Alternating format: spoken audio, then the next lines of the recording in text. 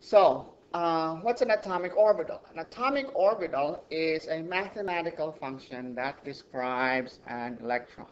Okay?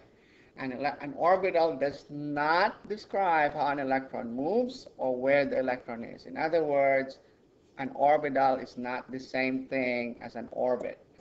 Okay?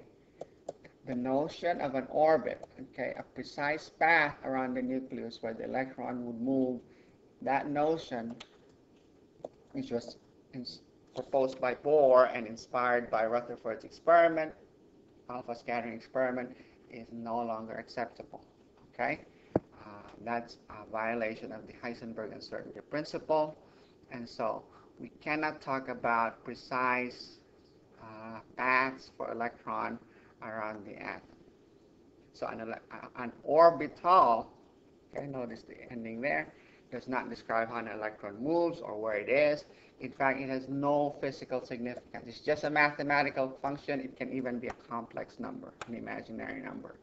So what we do is to get information about the electron is we perform mathematical operations on that function, that orbital, to get any information we want about the electron. Now that information, the kind of information that we get is limited by what nature allows us to find out. So precise orbit around the nucleus is not something that nature allows us to determine for an electron. Okay? Now, among the information available from an orbital is the probability of finding an electron in a specified region. Okay?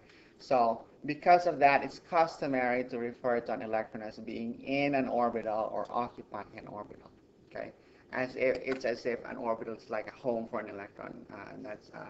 That's a simplified way of describing an orbital. It's really not that. It's just a mathematical function that tells you what's the likelihood you might find it in a particular region, among other things.